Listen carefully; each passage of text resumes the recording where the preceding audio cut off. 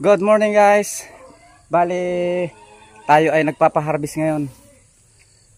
Patapos na kami na mag-harvest. Pero dito sa row na to hindi pa tapos. Tara guys, silipin natin kung mayroon pang bunga tong ating 6 months na talong. Ito pala siya guys. Bali nag-harvest pa lang tayo. Ito yung mga bunga nila. Yan, sa ilalim. Yan yung mga kon. Sabihin, talagang may mga produce pa kami na talong. At ang bintahan ngayon ay nasa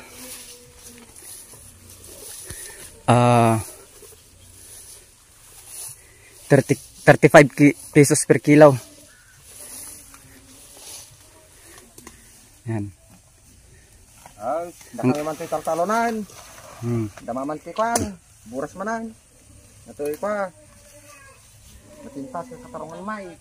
Wana. Mayroong 700 na population nito. 700 na puno guys. Lumakay dati man. Kasi pala katimbas ti bunga na. Ito nga. Yaman ka na po tanay. Malapit yung produce na. Dito, malalaking nandiyan. Ang liwanag ng aking kamera. Kasi may bago kang cellphone. May bago akong cellphone. Bukas mag-on din ako ng bago kong cellphone. Wow! Vivo Y36. Talaga. Katas ng talong. Ay, yung akin nga. Kailangan paliguan yan. Di mabasa. Yung papartner sa baba. Malaki.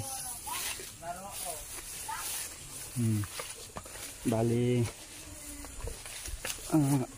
marami pang natira guys na bunga ng talong. Kasi batang bata pa sila.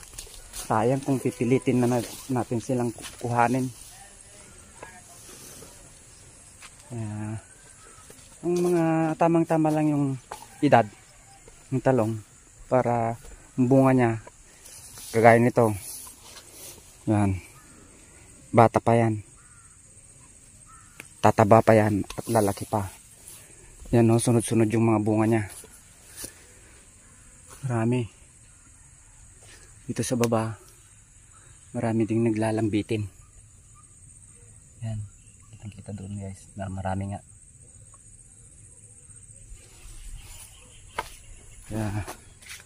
Di tayo nawawalan ng kita guys sa ating talungan. So, ang importante, tamang pag-aalaga. Yung pagkain lang naman ang importante dito eh.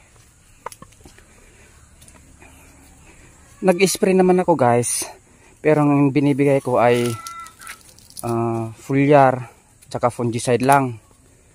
Kung tinatanong nyo kung ano yung mga gamot para sa mga insekto, ay sa totoo lang tinigilan ko ng pag-spray na yan. Kasi dati-rate marami tayong budget para sa gamot. Bumili pa ako ng napakaraming set nyan. Parang pwede na yun. Pero walang improvement. Kumbaga yung pag-i-spray natin lalong nasisira yung ating talungan. Yung bata pa ngayon guys, may iiwan pa dapat yun. Ito, bata pang mga to, pwede pa sa susunod yan. Kasi ang harvest natin ay every 2 days, ay 4 days. Di tayo nag-harvest ng araw-araw para minsanan yung ating delivery ng talong.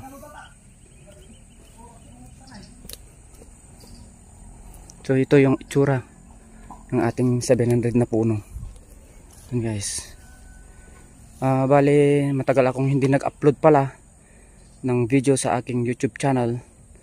At try nating magkapag-upload ng paulit-ulit. Maraming beses.